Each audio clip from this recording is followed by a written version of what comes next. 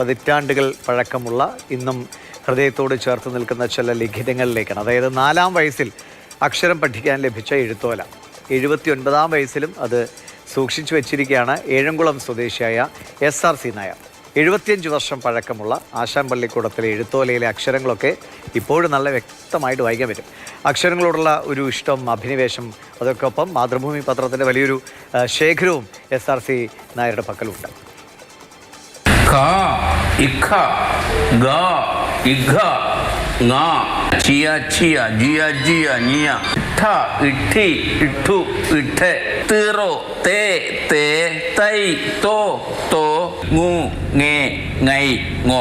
കുറ്റിയിൽ ആശാൻ എന്ന് പറയുന്ന ആശാന്റെ കുടിപ്പള്ളിക്കൂടത്തിൽ പോയി അക്ഷരങ്ങളെല്ലാം പഠിച്ചതാണ്. അക്ഷരങ്ങൾ എന്ന് വെച്ചാൽ എല്ലാ അക്ഷരങ്ങളും, പിന്നെ 1 മുതൽ 16 വരെയുള്ള കണക്ക് പഠിച്ചിറങ്ങുമ്പോൾ ഒരു പെർഫെക്റ്റ് മനുഷ്യനാണ്. 5 വയസ്സേ ഉള്ളെങ്കിലും ഈ മലയാളത്തിലെ അക്ഷരങ്ങളിലും മറ്റു കാര്യങ്ങളിലൊക്കെ ഒരു പെർഫെക്റ്റ് കുട്ടിയായിട്ടാണ് ഞാൻ പുറത്തു വന്നത്. അതുകൊണ്ടാണ് എനിക്ക് വാസ്തവത്തിൽ ഈ സാഹിത്യത്തോട് താല്പര്യം തോന്നിയത്. അക്ഷരം നോക്കി നിലത്തെഴുതി പഠിപ്പിക്കാൻ ആശാൻ പള്ളിക്കൂടത്തിലെ ആശാൻ എഴുതി നൽകിയ എഴുത്തോലകളാണ്. ഉണക്കിയ ഓല ആശാൻ ചെറുതായി നനച്ച് ഞെടുപ്പ് കെട്ടി നാരായം കൊണ്ട് അക്ഷരങ്ങൾ എഴുതി നൽകും.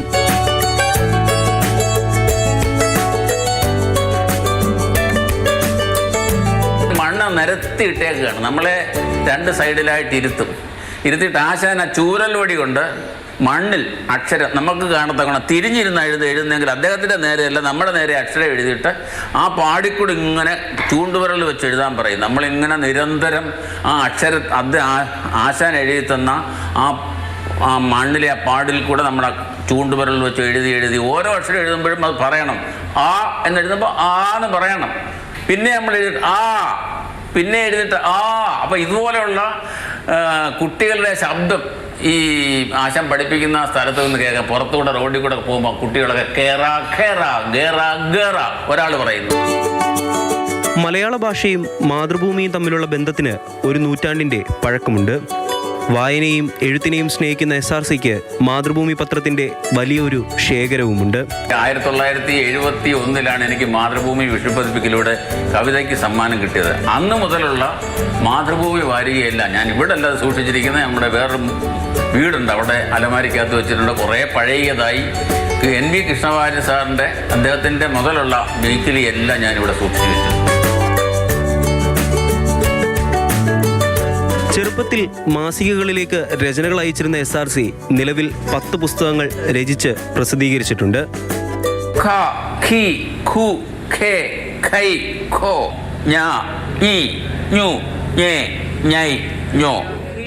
മാതൃഭൂമി ന്യൂസ്, പത്തനംതിട്ട. ഈ ആശാൻ പള്ളിക്കൂടം അല്ലെങ്കിൽ ആശാൻ കളരി എന്നൊക്കെ പറഞ്ഞത് ഒരു തലമുറയുടെ ഓർമ്മകളിലുള്ളതാണ്. ഇന്നത്തെ പുതിയ തലമുറയ്ക്കൊന്നും ആ സാധ്യതകളില്ല. ഞങ്ങൾക്കും നമ്മളെ ഒരു പ്രായത്തിലുള്ളവർക്കും ആ സാധ്യതകളില്ല. അതിന് മുൻപുള്ള ആളുകൾ എഴുതിയതാണ്. അപ്പോൾ അദ്ദേഹം അത് ഓർത്ത് വെച്ചിരിക്കുന്നത് പുതിയ ആളുകൾക്ക് ഇങ്ങനെയും ഉണ്ടായിരുന്നു കാലം എന്ന് ഓർത്തെടുക്കാനോ അല്ലെങ്കിൽ അറിയാനുള്ള ഒരു വഴിയാണ്. അപ്പോൾ നിതിൻ, ഇതൊക്കെ ഇങ്ങനെ സൂക്ഷിച്ചു വയ്ക്കുക എന്ന് ചിലർക്ക് അങ്ങനെയാണ്. നമ്മൾ വാങ്ങുന്ന വാരികകൾ, പുസ്തകങ്ങളൊക്കെ ഇങ്ങനെ സൂക്ഷിച്ചു വയ്ക്കുന്ന ഒരു സന്തോഷമാണ്. അപ്പോൾ എന്തൊക്കെയാണ് അദ്ദേഹത്തിൻ്റെ കൈവശം ഉള്ളത്? 79 വയസ്സുണ്ട് SRCക്ക്.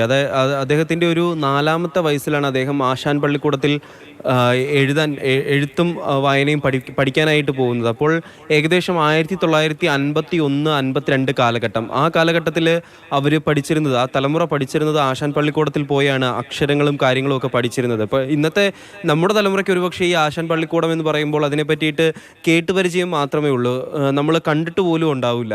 അപ്പോൾ എന്താണ് ഈ ആശാൻ പള്ളിക്കൂടം? അപ്പോൾ ഈ ആശാൻ പള്ളിക്കൂടത്തിൽ ചെല്ലുന്ന ഈ കുട്ടികൾ എഴുതി പഠിക്കുന്നത് നിലത്തെഴുത്ത് ആശാൻ എന്ന് പറയും. നിലത്തെഴുത്ത് ആശാൻ ഇതുപോലെ ഒരു ഓലയിൽ അക്ഷരങ്ങൾ എഴുതി കൊടുക്കും. ആ അക്ഷരങ്ങൾ നിലത്ത് മണ്ണിൽ എഴുതിയാണ് പഠിക്കുന്നത്. അപ്പോൾ അതിനു വേണ്ടിയിട്ട് നൽകിയിരുന്ന ഓലയാണ്, ആശാൻ നൽകിയിരുന്ന ഓലയാണ്, ആ അക്ഷരങ്ങൾ എഴുതിയിരുന്ന ഓലയാണ് ഇത്രയേറെ കരുതലോടും കൂടെ സ്നേഹത്തോടും കൂടെ അദ്ദേഹം സൂക്ഷിച്ചു വെച്ചിരിക്കുന്നത്. ഇനി ഈ ഓലയിലേക്ക് വരികയാണെങ്കിൽ 75 വർഷത്തെ പ്രായമുണ്ട് ഈ ഓലയ്ക്ക്. ഈ ഓല നശിച്ചിട്ടൊന്നുമില്ല. നമുക്കിപ്പോഴും ആ അക്ഷരങ്ങളൊക്കെ കൃത്യമായിട്ട് വായിച്ചെടുക്കാൻ പറ്റും.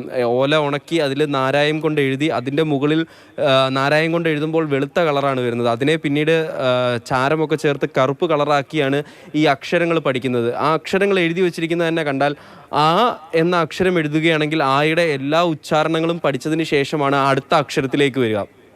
അതുപോലെ തന്നെ കായ്ക്ക കായ്ക്കങ്ങ എന്തും ആയിക്കോട്ടെ, ആ ഒരു അക്ഷരം ഒരക്ഷരം തുടങ്ങിക്കഴിഞ്ഞാൽ ആ അക്ഷരത്തിൻ്റെ എല്ലാ ഉച്ചാരണങ്ങളും അത് കഴിഞ്ഞിട്ടേ അടുത്ത അക്ഷരത്തിലേക്ക് വരത്തുള്ളൂ. അങ്ങനെ കൃത്യമായിട്ട് അക്ഷരങ്ങൾ, മലയാള അക്ഷരങ്ങൾ പഠിപ്പിക്കുന്ന രീതിയാണ്. ഇന്നൊരു പക്ഷെ നമ്മുടെ സ്കൂളുകളിൽ അതുണ്ടോ എന്ന് ചോദിച്ചാൽ ഇത് ആശാൻ പള്ളിക്കൂടത്തിൽ പഠിപ്പിച്ചിരുന്ന അത്രയും ദൃഢമായിട്ട് ഇല്ല എന്ന് വേണം നമ്മൾ കരുതാൻ. അതുപോലെ തന്നെ ഇതിനൊപ്പം തന്നെ 1 മുതൽ 16 വരെയുള്ള സംഖ്യകളും പഠിപ്പിക്കും, അതിൻ്റെ ഗുണനങ്ങളും കാര്യങ്ങളും പഠിപ്പിക്കും. അതാണ് ഒരു ആശാൻ പള്ളിക്കൂടത്തിലെ വിദ്യാഭ്യാസം എന്ന് പറയുന്നത്. അദ്ദേഹം പറയുന്നൊരു കാര്യമുണ്ട്, ആശാൻ പള്ളിക്കൂടത്തിൽ നിന്ന് പഠിച്ചിറങ്ങിയാൽ പണ്ട് ഈ ഇന്നത്തെ കാലത്ത് PhD എടുത്തിരിക്കുന്ന ഒരു ലെവലിലാണ് അവർ പഠിച്ചിറങ്ങുന്നത്. അങ്ങനെ പഠിച്ച, അല്ലെങ്കിൽ ആ കാലഘട്ടത്തിൽ അവർ പഠിക്കാൻ ഉപയോഗിച്ച ഓലയാണ് സൂക്ഷിച്ചു വെച്ചിരിക്കുന്നത്. വളരെയധികം അക്ഷരങ്ങളോടും അതുപോലെ തന്നെ വായനയോടും എഴുത്തിനോടും സ്നേഹമുള്ള ഒരാളാണ്, അല്ലെങ്കിൽ അത്രയേറെ ഒരു താല്പര്യമുള്ള മനുഷ്യനാണ് SRC എന്ന് പറയുന്നത്. അതുകൊണ്ടാവണം അദ്ദേഹം നമ്മുടെ മാതൃഭൂമി പത്രത്തിൻ്റെ വലിയൊരു ശേഖരമാണ് അദ്ദേഹത്തിൻ്റെ പക്കലുള്ളത്. നമുക്കറിയാവുന്ന പോലെ തന്നെ മാതൃഭൂമി പത്രം തുടങ്ങിയിട്ട് ഒരു നൂറ്റാണ്ട് പിന്നിടുന്നു. അപ്പോൾ ഒരു നൂറ്റാണ്ടിന് മുകളിലുള്ള ചരിത്രമാണ് മാതൃഭൂമി പത്രത്തിനുള്ളത്. അത്രയും പഴക്കമുള്ള അദ്ദേഹം പത്രം വായിച്ച് ശീലിക്കാൻ തുടങ്ങിയപ്പോൾ മുതലുള്ള പത്രങ്ങൾ, പ്രധാനപ്പെട്ട സംഭവങ്ങൾ നടന്നിരിക്കുന്ന പത്രങ്ങൾ അദ്ദേഹം സൂക്ഷിച്ചു വെച്ചിട്ടുണ്ട്. നമ്മുടെ വാരികയിലൊക്കെ ആദ്യകാല സന്തോഷമാണ് ഈ ചരിത്രം ഇങ്ങനെ പല രൂപങ്ങളിലായി, പുസ്തകങ്ങളായിട്ടോ എഴുത്തുകളൊക്കെ ആയിട്ടോ നമ്മുടെ കൂടെ ഇങ്ങനെ കൊണ്ടു നടക്കുക എന്നത്.